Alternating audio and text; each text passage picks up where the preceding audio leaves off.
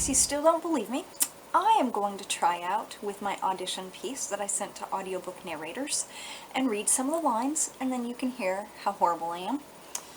Most of these are from Witches Gone Wicked, the third book in the series, the book that has the most accents. Okay, here we go. Merlin's balls, what is that foul stench? What do you think you're doing? Bullocks, bullocks, bullocks. Not only did you manage to set your classroom on classroom on fire.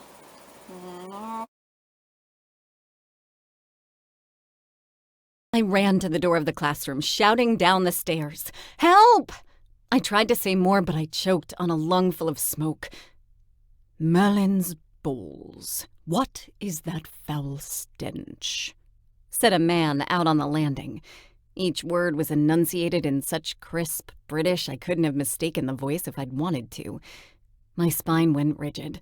Appearing like an unwelcome smell in a crowded elevator, Professor Felix Thatch pushed his way past me. His nose was aquiline and long, his dark hair shoulder-length and far nicer than mine. He probably used magic on it instead of hairspray. And he would have been handsome if he didn't have a resting bitch face at all times. He watched me through heavily lidded eyes, lazily, like a predator might watch prey. My colleague was the last person I wanted as a witness to my colossal mess-up. "What do you think you're doing?" "Bullocks. Not only did you manage to set your classroom on fire, but you somehow summoned flames of seraphim, which cannot be put out by normal means. If I hadn't sensed magic at work and investigated, you would have burned the school down. I'm tired of hearing about your accidents. You're a menace." Everyone keeps saying you look just like Laureline, but I don't see the resemblance. You look far less evil. Did you know her well? I met her about 30 years back when I was rocking the Casbah scene. Clarissa, that is so rude. Don't ask people what kind of fae they are. "Dean Kaba. You may call me Kaba. Charmed, I'm sure. Everyone keeps saying you look just like Laureline, but I don't see the resemblance. You look far less evil." He sounded disappointed. "Did you know her well?" "I met her about 30 years back, while I was rocking the Casbah scene. She used her wish to free me from being a slave to the lamp in exchange for—" He waved his hand at the architectural monstrosity behind me. "Being indentured to the school. Your mother was a sneaky one, equal to any fae in wit and treachery. I had great respect for her. Until the end." Magic rolled off him like a strong perfume.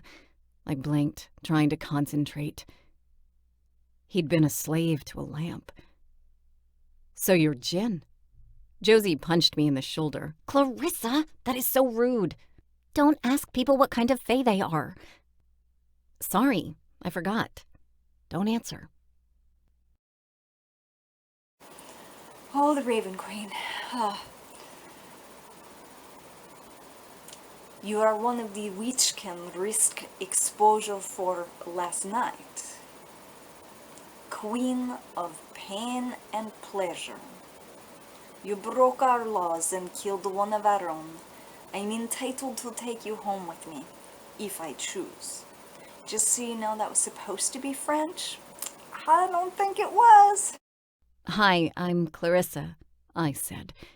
"And you are—" She stared at me through heavily lidded eyes. "Queen of pain and pleasure." Her voice was unusually deep for a woman's, sultry and sexy. It dripped with dark chocolate and promises of bittersweet desserts. I didn't offer her my hand. Hers were tipped with long black talons that didn't exactly entice handshakes. She traced a pointed fingertip over the table, etching a curved line into the wood.